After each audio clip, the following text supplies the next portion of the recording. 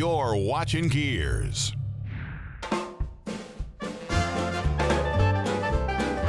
You know, a lot of things changed during the Second World War. Manufacturing increased.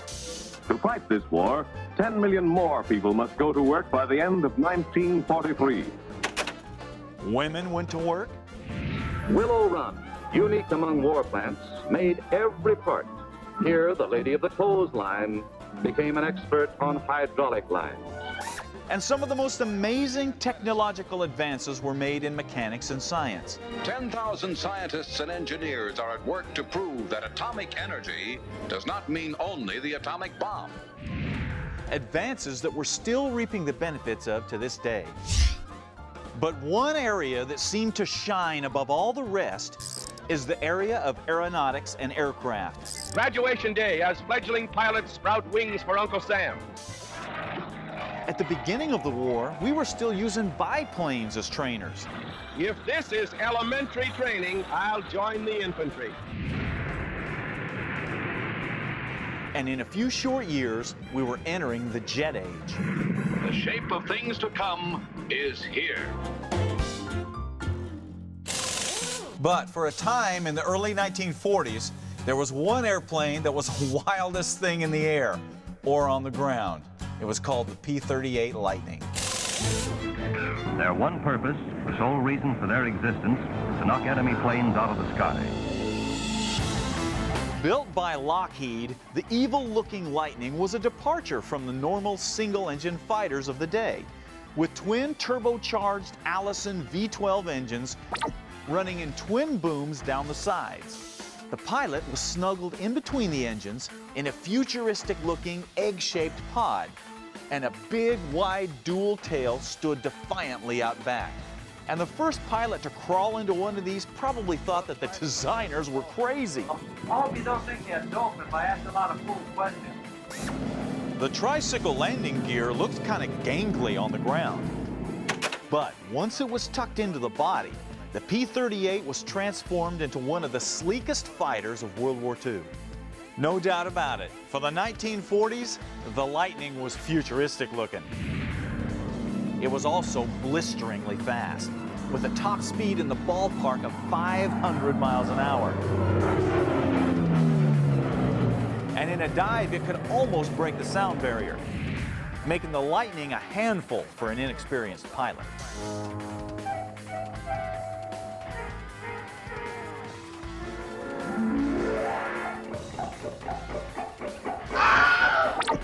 So lethal was the Lightning in battle that German pilots nicknamed it the fork-tailed devil and did everything they could to avoid him. But avoiding or defeating something like a Lightning is a pretty hard thing to do when you're dealing with a plane that's running twin turbocharged engines and packing 4 50 caliber machine guns and a cannon in the nose. And with guys like top ace Richard Bong at the controls, the P-38 could carve up enemy aircraft with surgical precision. It's a fighting man's airplane. Tough, rugged, reliable. Now, everybody knows that these wild pedal-to-the-metal pilots of World War II are the same guys that came back and started the hot rod movement and racing as we know it. And most of these incredible aircraft had an automotive counterpart. There was the Cobra, there was the Corsair, the Wildcat, the Thunderbolt, and of course, the Mustang. But nobody has ever messed with the P-38 Lightning, probably because nobody had anything that would live up to the incredible reputation of this airplane until now.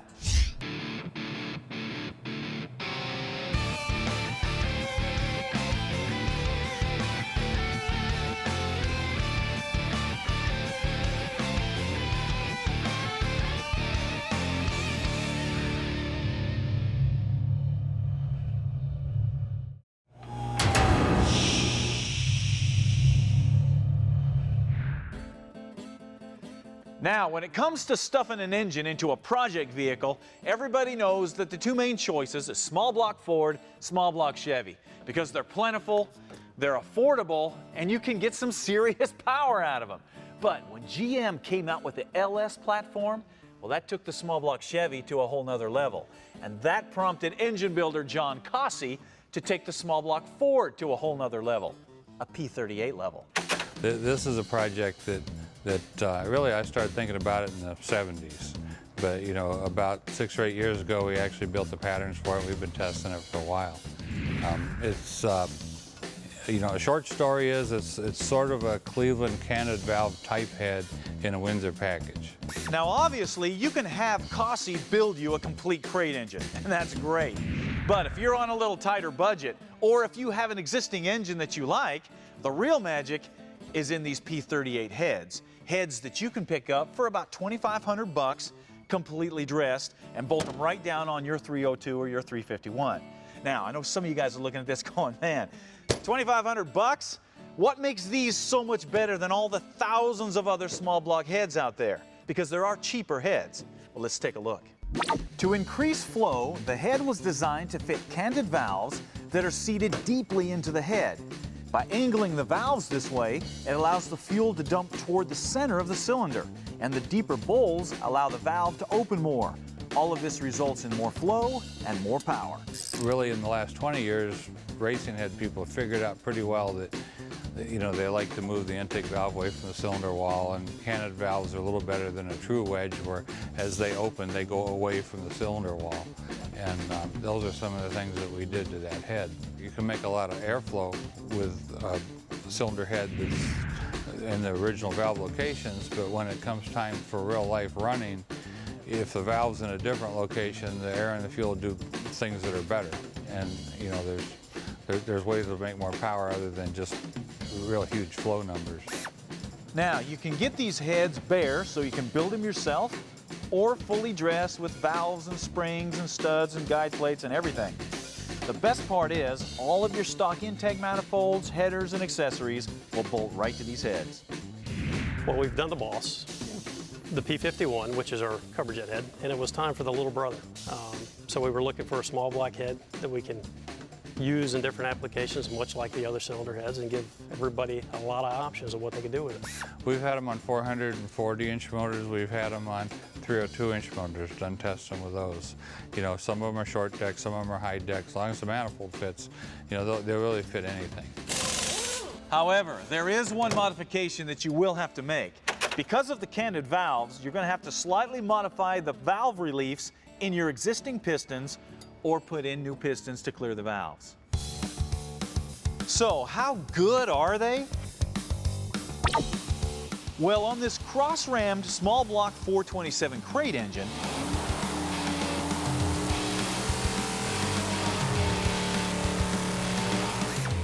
they pulled in 618 horsepower and an astounding 623 foot-pounds of torque. But that's a Kaase crate engine with a lot of aftermarket stuff on it. What if we bolted them on a stock 1987 302 that came out of a junkyard and just added a mild cam?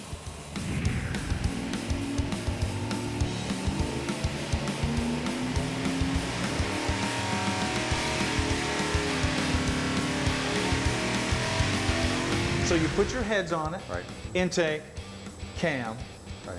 and you just pulled 504. 504?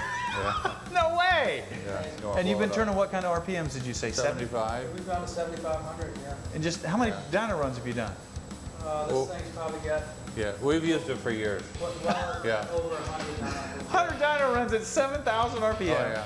Great Scott! The result is an amazing 516 horsepower and almost 400 foot-pounds of torque. Great Scott! Since all of Kaase's stuff is built and tested right in-house, you know you're going to get parts that work, whether it's just a set of heads you need or a full-on crate engine.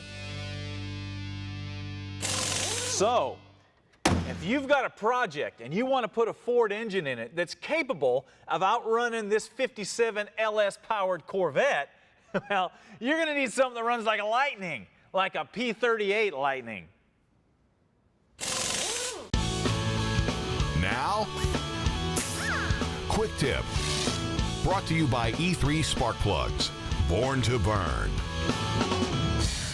You know, one thing that everybody needs in their vehicle is some sort of container to carry junk in. especially if it's an off-road rig where you might need a tool kit or a first aid kit. But before you go down and buy yourself a bag or a box, a better solution might be down at your local hardware store in the form of PVC tubing. And what you want to do is grab the tubing in the diameter you want, this is 4 inches, and then cut it to the length that you want. Then glue on a cap on one end and a removable threaded cap on the other. And all of a sudden, you have got a waterproof container to carry tools, supplies, food, survival gear, you name it. The best part is this thing will float and you can strap it right to your roll bar or throw it in your trunk, so it's always going to be there when you need it.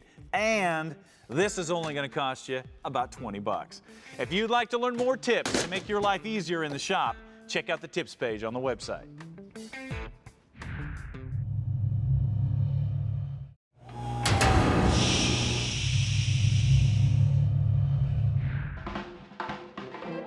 Since the inception of the automobile, there's always been automobile racing. And in the beginning, it was a gentleman's sport, reserved for the rich and famous who drove cars like Bugatti in Duesenberg and dined on exotic cheese and wine and danced to the great orchestras of the day. But after World War II, things changed dramatically in America as rough and tumble GIs returned from the war and started stripping fenders off of old Fords and Chevys and racing them at the dry lakes while listening to swing and jazz music. Without a doubt, fast cars and popular music were on a collision course. And when they finally collided, American culture was changed forever. The year was 1955. Bill Haley and the Comets were ripping up the charts with Rock Around the Clock, and Chevrolet was tearing up the road with their new Bel Air with a hot small block in it. Yeah, both hot rodding and rock and roll had officially arrived.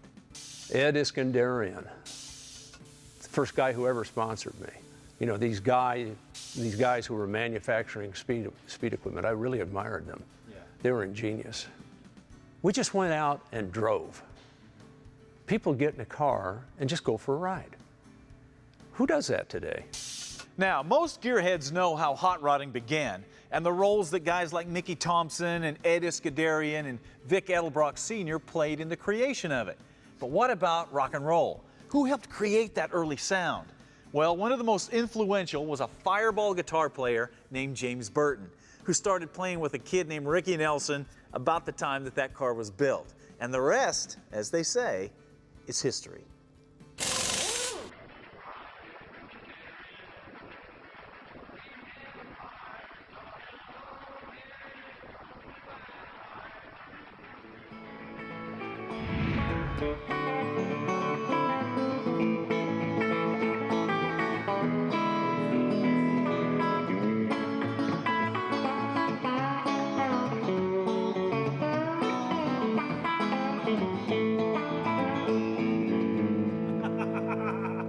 We were rehearsing at Lou Chudd's office, Imperial Records, and Bob was on Imperial and Ricky was on Imperial.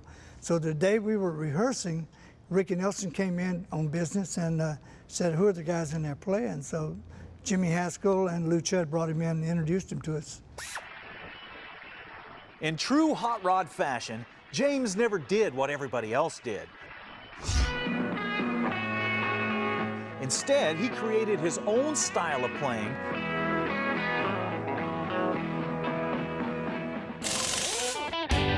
and introduced Fender electric guitars to the rock and roll sound. In doing so, he influenced a whole generation of guitar players. As I got into doing a lot of studio work, it's not how fast you play, it's not how much you play, it's what you play and where you play it. When I go work with these guys, I'm me. I play my style, and I think that's what separates all the different players. Everybody has a little different touch, a different idea, the way they phrase. Phrasing is very important in playing guitar licks.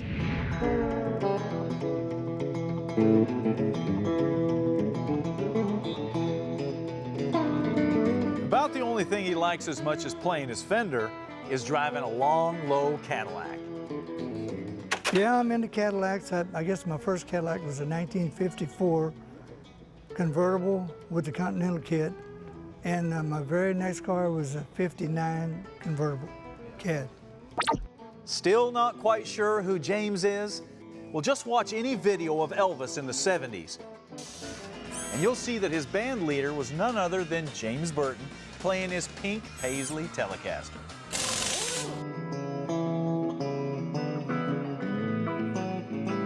Now, you might be thinking that a guy with that kind of a resume would just sit back and relax and be a legend. Not James. He's busier now than ever, still touring and recording.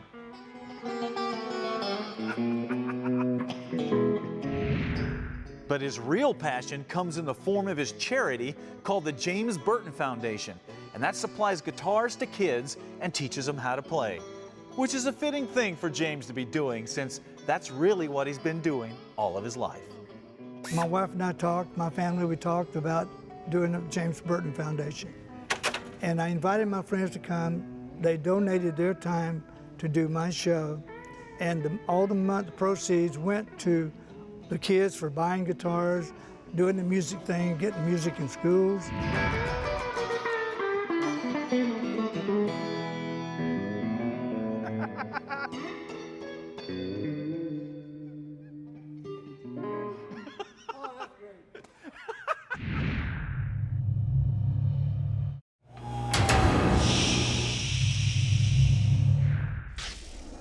And now, Parts Bin, brought to you by Royal Purple, the performance oil that outperforms. When you're building a vehicle, whether it's a street machine or a race car, one thing that you need to consider is how you're going to plumb everything.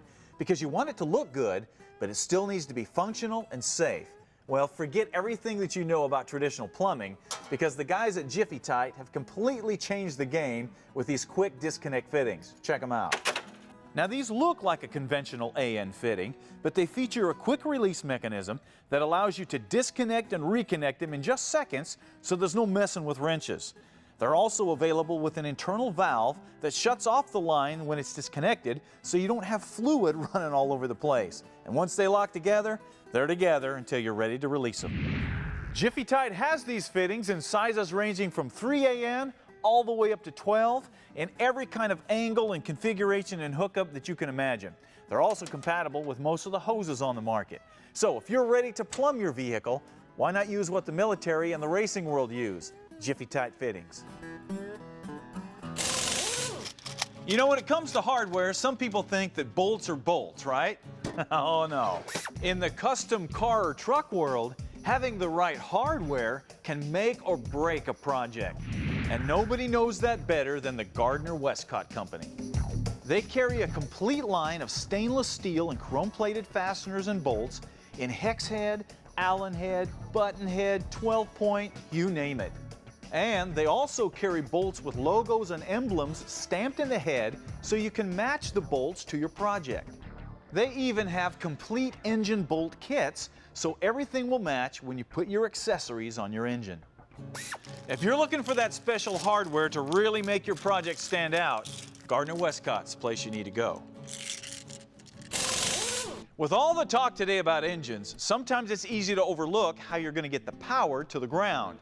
And if you're using big horsepower and big tires, generally the first thing to pop is the drive shaft, unless you're using something from Carolina Driveline. These guys specialize in building exactly the shaft that you need for the horsepower and the abuse that you're going to throw at it. Take a look here.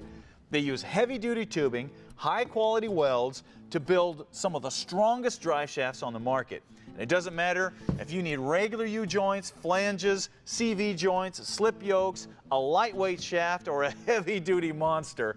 They're going to build you something that'll bolt in place and do what it's supposed to do. Usually it's a bad thing to say that you've been shafted by a company. With Carolina Driveline, it's a badge of honor.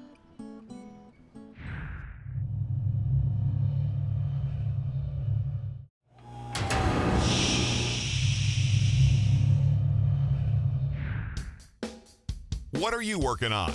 Brought to you by Woodward Fabrication, selling quality metalworking equipment since 1966. Today's What Are You Working On comes from Rick Kirsten from Greensburg, Pennsylvania. Now, Rick was a mechanic, a welder, and a crane operator for years in Pittsburgh. But after he retired, he wanted to build himself something with a sidecar, because he's always loved sidecars. So he picked himself up a sidecar and started building. Now, the first thing he built was a frame, then picked up a Harley Sportster engine to power it, and started blending it all together. Now, as you can see, the engine sits beside the sidecar, and everything from the fenders to the shift lever are either hand fabricated or pirated off of another vehicle. And the creativity and the imagination in this project is absolutely amazing. I guarantee you will never see anything else like it, or nothing quite like the pants that Rick has on in this picture either. Now, Rick says that he's been designing this thing in his head for 29 years, and he's finally had a chance to build it. But he says the best piece of advice he can give somebody is something he heard on this show. Make sure that you're working on something a little bit every day. That's the only way that you'll get something done. Well, Rick, congratulations on finishing this thing and for sending in such a cool project. We're going to give you one of these 3-in-1 tools from Woodward Fab that will allow you to roll metal, bend metal, and cut metal all in one compact tool. This thing is going to come in handy on the next crazy project that you do. Also, we're going to give you a year's supply of Hot Rod Magazine so you can get some more ideas for whatever project you got coming up. Now, for the rest of you guys, if you want to get your project featured on the show, you got to send it in to What Are You Working On? We'll do our best to get it on the air. Also, don't forget to check us out on Twitter and Facebook, because we've always got something cool going on there too. Now it's time for you to get out there and start working on something. We'll see you next time.